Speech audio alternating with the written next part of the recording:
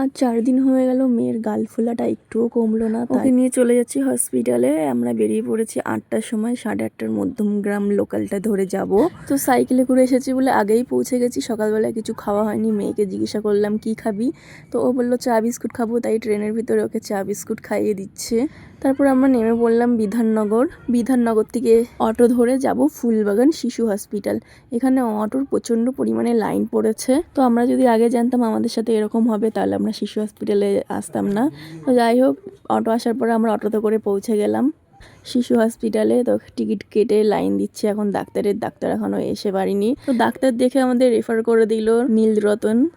তো সেটার জন্যই প্রথমে বলেছিলাম আগে জানলে একেবারে এনআরএসি চলে যেতাম, এখানে আর আসতাম না। এখন আমরা অটোতে বসে আছি শিয়ালদার জন্য। শিশু হসপিটালে গলা নাক কানের ডাক্তার নেই বলে আমাদের রেফার করলো এনআরএসি যাওয়ার জন্য। তো এনআরএসি গিয়ে আমি আর ভিডিওর আপডেট দিতে পারলাম না, তখন টেনশন ছিল আর দৌড়াদৌড়ি করতে করতে ভুলেই গেছিলাম। তো যাই হোক, সবাই ভালো থেকো।